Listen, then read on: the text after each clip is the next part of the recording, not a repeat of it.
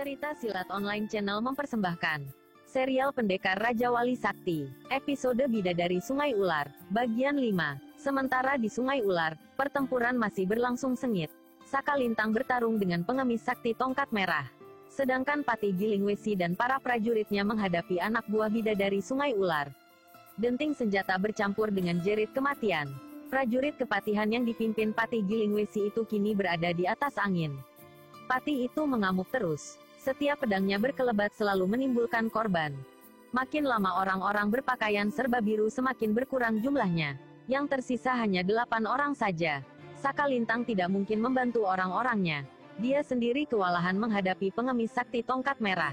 Saat gerombolan perompak itu makin terdesak, tiba-tiba muncul 10 orang berpakaian serba hitam dipimpin oleh Jambak. "Tuan Putri, Bibi bayangan hitam datang!" teriak Jambak. Saka Lintang berseri-seri wajahnya. Semangatnya segera bangkit mendengar bayangan hitam ikut membantu. Apalagi melihat anak buah bayangan hitam ikut bertempur. 5 orang membantu anak buah Saka Lintang, 5 orang lagi membantu mengeroyok pengemis sakti tongkat merah. Saka Lintang mendekati Jambak yang tengah mengeroyok kakek sakti tongkat merah. Kini keadaannya jadi berbalik. Orang-orang dari bayangan hitam lebih tinggi tingkat kepandaiannya dan lebih ganas dalam bertarung. "Di mana Bibi bayangan hitam sekarang?" tanya Saka Lintang di sela-sela pertarungan. "Tengah menghadapi pendekar Raja Wali Sakti," jawab Jambak. "Apa?" Saka Lintang terkejut. Pengemis sakti tongkat merah mendengar hal itu merasa bersyukur karena pendekar Raja Wali Sakti telah sampai di sarang gerombolan bidadari Sungai Ular. "Lalu, bagaimana Intan?" tanya Saka Lintang dengan cemas. "Berada di markas," sahut Jambak. Saka Lintang segera melompat keluar dari pertarungan ketika ada kesempatan. Dengan cepat dia berlari menggunakan ilmu peringan tubuh. Pengemis sakti tongkat merah yang sejak tadi mendengar, lalu berteriak nyaring. Tubuhnya mencela tinggi di udara dan jatuh tepat di samping Pati Gilingwesi.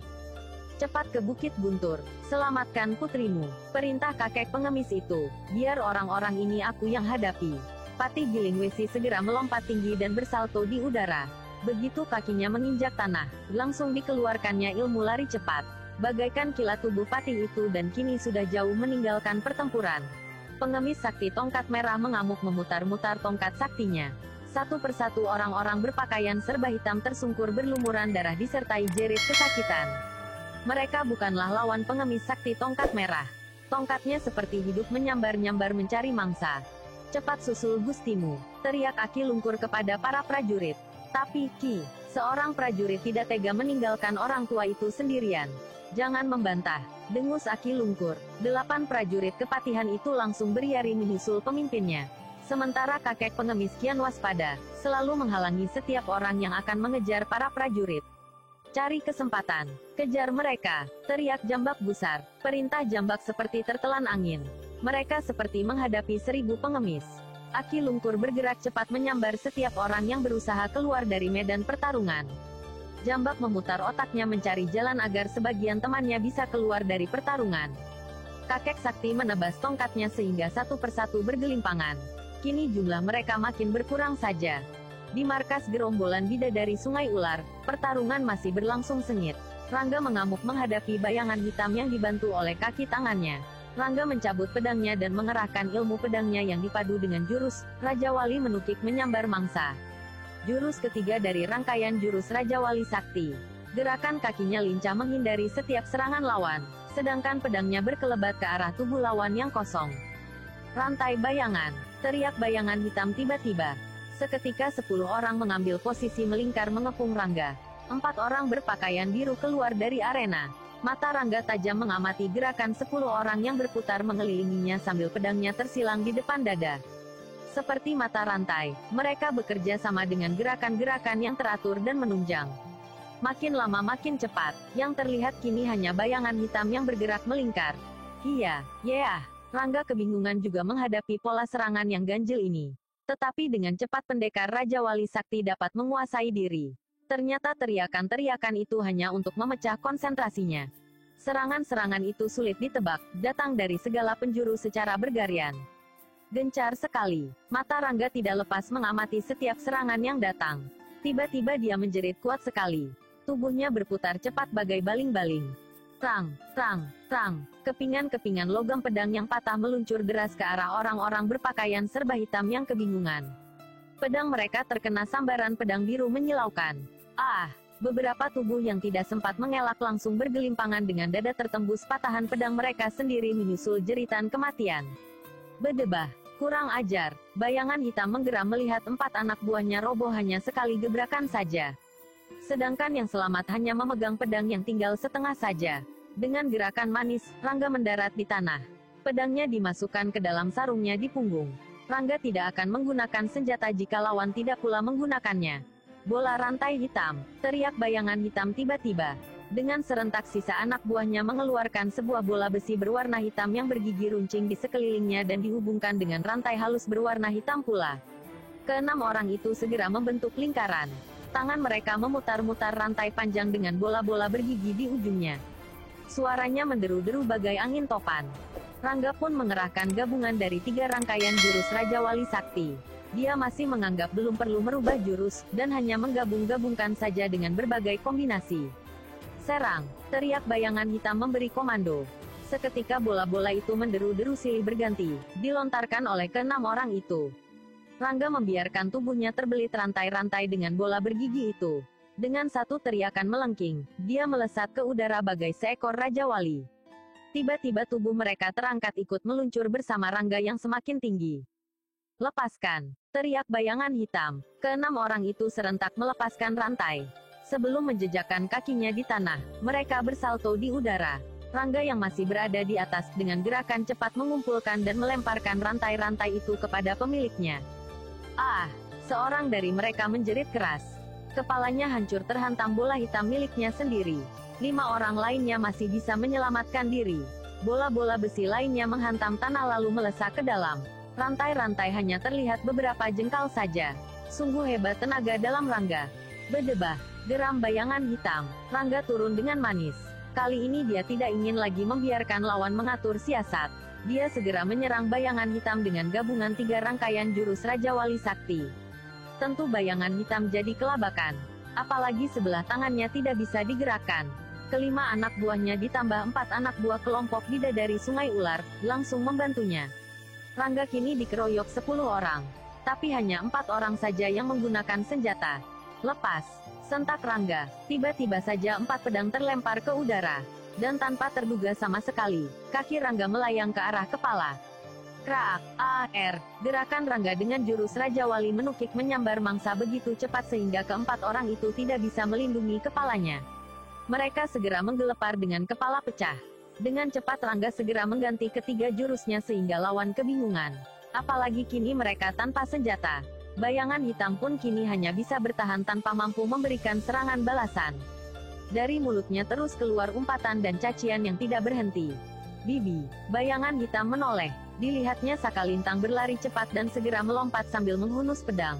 Seketika Sakalintang terlibat dalam pertempuran pula. Dia menggeram dengan gigi gemerutuk melihat semua anak buahnya tewas. Bahkan 5 orang anggota bayangan hitam telah jadi mayat. Mundur! Tiba-tiba terdengar suara bentakan keras menggelegar.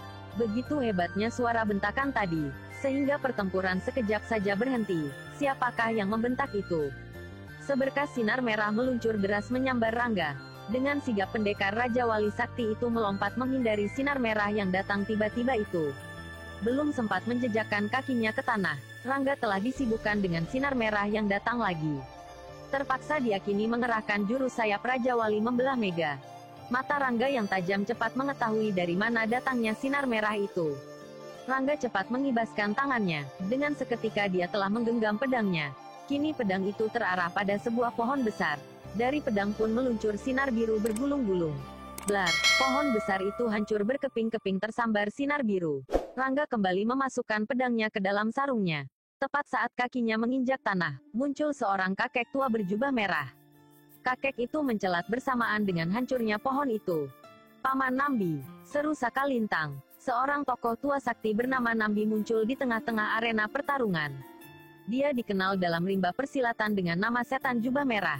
Tokoh ini beraliran hitam dan dulunya merupakan suami bayangan hitam. Sampai sekarang pun mereka masih suami istri. Hanya kemunculan mereka saja yang tidak selalu bersamaan. Banyak tokoh menduga kalau mereka tengah bentrok. Hanya saja watak mereka yang terbiasa malang melintang di rimba persilatan, sehingga mereka tidak hiraukan status suami istri. Mereka sibuk mendirikan partai sendiri-sendiri. Paman, untung paman cepat datang, Saka Lintang gembira. Apa yang terjadi, Lintang? Tanya Nambi sambil mengamati mayat-mayat yang bergelimpangan. Perkumpulanku dihancurkan, paman, jawab Saka Lintang. Ada nada kesedihan dayam suaranya. Dan kau tidak mampu mengatasinya. Saka Lintang hanya tertunduk saja. Sudah kuperingatkan, jangan cari perkara dengan pihak kerajaan. Masih saja membandel, tegur paman angkat Saka Lintang. Maksud Saka Lintang hanya ingin merubah Intan Kemuning menjadi seorang pendekar wanita. Tetapi tak diduga sama sekali akibatnya jadi demikian. Seluruh anak buahnya mati. Dia sadar ini adalah kesalahannya. Saka Lintang melirik Intan Kemuning yang masih berdiri di depan pintu. Mungkin kalau pengemis sakti tongkat merah tidak ikut campur, Saka Lintang pasti mampu mengalahkan Patih Gilingwesi dan para prajuritnya. Tapi sekarang, apalagi pendekar Raja Wali Sakti ikut membantu. Saka Lintang memandang Rangga. Seketika hatinya bergetar, benih-benih cinta kembali muncul. Namun bibit dendam dan kebencian juga bertumbuhan. Untuk kedua kalinya dia harus berhadapan dengan pemuda yang telah merobek-robek hatinya ini. Untuk lebih jelas, silahkan baca Pendekar Raja Wali Sakti dalam episode Iblis Lembah Tengkorak. Siapa dia? Tanya Nambi atau setan jubah merah. Pendekar Raja Wali Sakti, jawab Saka Lintang. Nambi memandang pada istrinya, bayangan hitam. Matanya agak menyipit melihat ke arah pundak perempuan tua itu. Pundak itu melesat ke dalam. Patah. Mendadak hatinya panas. Anak muda, hadapi aku. Bentak setan jubah merah. Hati-hati, Kakang. Bayangan hitam memperingatkan. Setan jubah merah melompat cepat menerjang pendekar Raja Wali Sakti. Pertempuran sengit tidak dapat dihindari lagi. Setan jubah merah segera mengerahkan jurus-jurus andalannya. Jurus tangan kosongnya sangat dahsyat. Setiap pukulannya mengandung hawa racun yang mematikan. Tapi semua itu tidak berpengaruh terhadap Rangga. Rangga kebal terhadap segala jenis racun. Kini Rangga menghadapi lawan dengan jurus cakar Raja Wali. Dengan jurus ini, Rangga tidak bermaksud memandang enteng lawan. Dia hanya mengukur tingkat kepandaian lawan. Sudah menjadi sifatnya untuk tidak mengeluarkan jurus-jurus berbahaya sebelum dia mengetahui tingkat kepandaian lawan.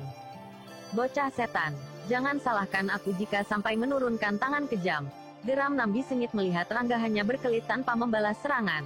Kalau itu keinginanmu, baiklah. Maafkan, kakek, sahut Rangga dengan hormat. Nambi terdongak mendengar kata-kata Rangga. Baru kali ini didapatkan lawan yang mau menghormat pada dirinya. Pemuda itu tidak congkak, bahkan selalu merendah. Serang aku, teriak Nambi. Bersiaplah, kek. Rangga menyalurkan seluruh tenaga ke kedua telapak tangannya. Seketika jari-jari tangannya meregang kaku. Lalu digerakkan tangannya yang makin lama makin cepat. Nambi sedikit terperangah. Dengan cepat dia mengimbanginya. Pertarungan pun menjadi sengit. Maaf, seru Rangga. Ah, setan jubah merah memekik tertahan. Dia terhuyung satu tombak ke belakang. Jari-jari tangan Rangga berhasil menusuk pangkal lengan kiri Nambi. Darah mengucur deras dari pangkal lengan yang bolong dua jari itu. Nambi mengemerutukan gerahamnya. Hati kecilnya berkata kalau dia merasa salut terhadap anak muda itu. Dia sempat mendengar permintaan maaf Rangga sebelum melancarkan serangan. Hasilnya sungguh tak terduga sekali. Lengan Nambi bolong oleh tusukan jari-jari Rangga. Kakang, jerit bayangan hitam cemas melihat darah mengucur dari lengan suaminya. Bayangan hitam langsung melompat menyerang Rangga. Kembali pendekar Raja Wali Sakti harus melayani serangan beruntun bayangan hitam. Saka Lintang pun tidak ingin ketinggalan. Mereka segera mengeroyok Rangga. Pendekar Raja Wali Sakti segera menggabungkan jurus cakar Raja Wali dengan jurus sayap Raja Wali membelah mega. Sedangkan Saka Lintang mengerahkan jurus pukulan geledeknya. Setan jubah merah yang telah berhasil menghentikan darah dengan totokannya, segera ikut mengeroyok Rangga. Kini Rangga berhadapan langsung dengan tiga orang tokoh yang memiliki kepandaian yang luar biasa. Posisi Rangga kian terdesak oleh serangan yang beruntun. Rangga mengerahkan jurus sayap Raja Wali membelah mega lalu disusul dengan jurus Raja Wali menukik menyambar mangsa. Sasarannya kini ke arah bayangan hitam. Begitu cepat perubahan jurus yang dilakukan Rangga, sehingga bayangan hitam tidak dapat menguasai diri lagi. Ah, bayangan hitam menjerit kesakitan. Kaki Rangga telak bersarang di kepala bayangan hitam. Dia menggelepar-gelepar dengan kepala hancur, kemudian diam tak bergerak lagi. Bibi, Saka Lintang memekik kaget. Setan jubah merah menggeram menahan marah. Kubunuh kau, bocah setan. Teriak Nambi. Secepat kilat setan jubah merah menyerang dengan jurus-jurus mautnya. Sementara Sakalintang kembali menyerang dengan jurus ular berbisa menyebar racun. Kemarahan dan dendamnya sudah sampai ubun-ubun. Dia tidak lagi memandang perasaan cintanya pada Rangga. Sementara pertarungan sengit berlangsung, 5 orang anggota bayangan hitam yang tersisa menyeret gurunya ke tempat yang lebih baik. Tetapi salah seorang dari mereka, kebetulan melihat Intan Kemuning yang belum beranjak dari pintu pondok. Melihat kecantikan Intan Kemuning, seketika nafsu birahinya bangkit. Ah, Intan Kemuning kaget ketika tiba-tiba seseorang telah ada di depannya. Mata orang itu liar merayapi wajah gadis cantik di depannya. Jakunnya turun naik menahan gejolak birahi yang bergelora dalam dada. Mau apa kau? Intan Kemuning bergidik. Kau yang menjadi gara-gara. Sekarang aku minta bayaran darimu, gertak laki-laki itu. Ih, Intan Kemuning menepis tangan laki-laki yang terulur hendak menjamah. Hehehe, ternyata kau punya isi juga, orang itu menyeringai. Serunya tertahan. Ah, jangan. Bersambung ke episode Bidadari Sungai Ular. Bagian 6. Jangan lupa like dan subscribe. Terima kasih.